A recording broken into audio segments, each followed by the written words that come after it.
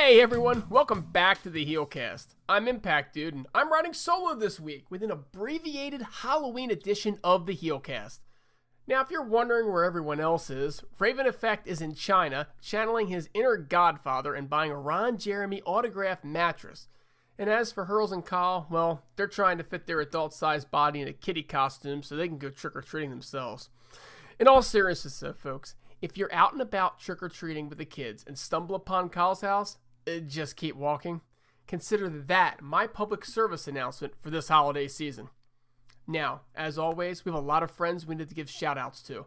ImpactAsylum.net, the home of the Heelcast, the #1 fan site for all of Impact Wrestling. If you're not there, be there. It's the place to be for all things Impact. FK9, Robert Does Wrestling, Andre Corbeil, the one-of-a-kind Elite podcast, not to mention the Impact Lounge with BQ, and the Wrestling Perspective podcast with Petey Williams. Now, folks, there's a lot of news this week. Just going to cover it and touch upon it briefly, but the news is out. Reno Scum has parted ways with Impact Wrestling. Folks, this is just a tough break. They come in, they just start getting going. Adam Thornstowe goes down, gets injured, and they never get a chance to get back on TV. Consider this one of those situations where woulda, coulda, shoulda, but just never came to fruition, just didn't happen. And then today, the big news, Rockstar Spud has been released from Impact Wrestling. I know you folks agree with me on this one. Rockstar Spud, one of the all-time favorite characters of Impact Wrestling. You're talking about a guy who was a consummate professional, gave 100% with every single thing he did, regardless of how ridiculous it was. We're talking about a guy that lost to a baby, and had a feud with a midget, and did it with style, did it with dignity, and let's face it, he did it in an entertaining as hell way. Rockstar Spud, you will be missed. You will be missed terribly so. And I want to say something here. Am I the only one that thinks that Anthem should be spending this time hyping Bound for Glory? You know? Instead of generating negative press at the wrong time, like by releasing Rockstar Spud, Ed Nordholm, release these folks after the big show. Do it after Bound for Glory. You know, kind of like what Vince does after WrestleMania. That's right, folks. You reset the roster after the big show, when you're kicking off your new feuds, your new storylines, and your new angles for the next year. That way, the focus now is actually on the big show instead of this nonsense. Folks, this nonsense should be a crime. Speaking of crime, the law has been arrested and will no longer be able to bash Impact on Anthem's own network. And I will quote the Raven Nevermore here. And I quote, "Pollock can eat a bowl of penis." Folks, I'm not sure what that is.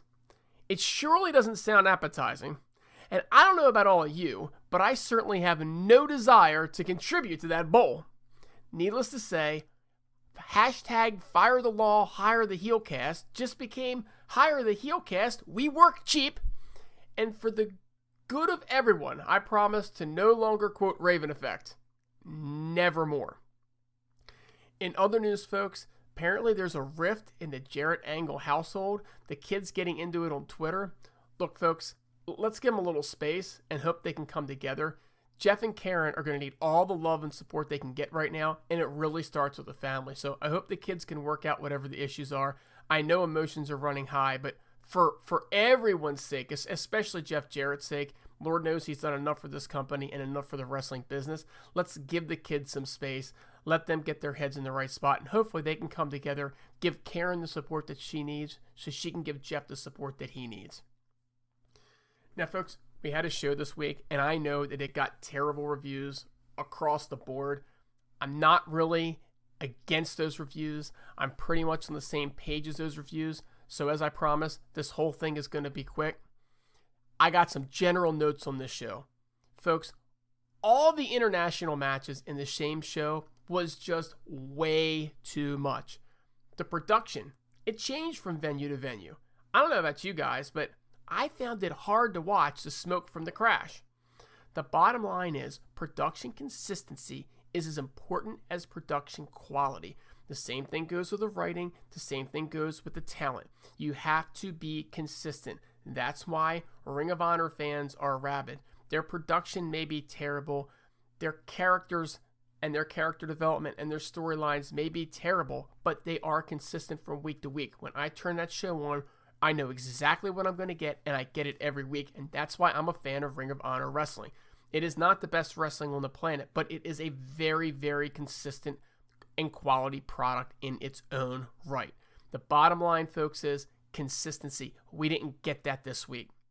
Instead of doing an international night anthem, how about just doing an international match once a week? Make them feel special. Hype them in advance so we know what's coming, and we're waiting to get Eddie Edwards and Marufuji, as opposed to just, now we're going to go to Noah. To me, this came off as a way to just get some extra footage to show in an extra show from a set of tapings, and nobody really stopped to say, hey, I wonder what the show's going to feel like. Especially the way they bounce like a basketball between the 4 and 6-sided rings. If they had watched the Ring of Honor shows, the ones that were done in New Japan, they'd realize that they were terrible. Those shows were pure filler. So was this. And it's also an audience loser. The ratings show it, folks. Good old Impact dude's right on this one. And to do it right before Bound for Glory, I'm shaking my head. I got nothing else. And you all should be shaking your head too. Not the time or the place to be doing this. Let's start wrapping these things and consistently making a quality show and something that we can all understand what's coming next.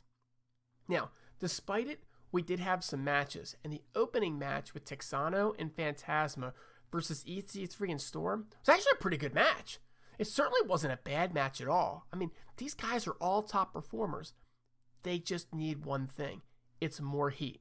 And no matter how much I watch this feud, I just don't understand why on earth they didn't let Storm do a promo at AAA to generate heat.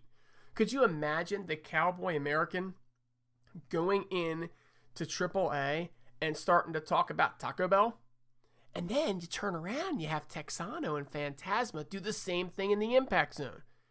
I know I said this with FK9 a couple weeks back, but if Storm had just done his promos there, they'd have nuclear heat on this headed into Bound for Glory. And who knows? Maybe they'd have generated some buys from Mexico in the same time. Bottom line, not a bad match, just not well booked. That leaves us to my favorite tag team, Ohio versus Everything, against Brett Bank and not Tony Atlas, but Phil Atlas. Guys, I've said my piece on OVE. They need to show me something. You guys already know that. All I've got on this one is that they seemed more at home at this indie show. And frankly, guys, am I the only person that's watching Impact that gets a kick out of this Jake Crist wannabe in the front row of the Impact Zone? Right down to the shirt. This guy could literally go trick-or-treating as Jake Crist. It's unbelievable. If you haven't checked him out, just pay attention. He's right across the ring from the camera. He's there constantly. From here, we go to Eddie Edwards versus Marufuji. All I got to say is, daggone, Eddie Edwards can wrestle. And that's not news. We all know Eddie Edwards is a fantastic wrestler, but those two put on one heck of a match. It's just a shame that this match was in Japan, where the crowd is quieter and the production's different. So we're going from AAA to Japan, and the lighting changes, the ring changes, everything just changes. I really feel like Impact missed the boat by not putting Eddie Edwards in the main event at Bound for Glory. They could have called this a true global championship match with Impact, AAA, and Noah champs all in the ring at the same time for bragging rights. Folks, that's how it's done. That's how you do these partnerships. You make your big show showcase everything. And that's something WWE can never do. And I'm sorry, they might have New Japan, but Ring of Honor just can't put these three in the ring at the same time. Just not something that's ever going to happen. This is a match that could have been built. All three of these champions are under Impact contract, and they could have made this thing nuclear, and they could have blown it up. They could have all the championships belted in the ring, and it could have been gold on gold on gold. Make it for the Impact Championship. Don't have to put the other ones on the line. It could have been fabulous. Big swing and miss, or maybe just a miss altogether. Now, moving on, how about this? Isn't it great that we continue to find ways to find Laurel Van Ness on TV, despite the fact that creative had nothing for her? Now, you gotta figure, this is a testament to her work ethic.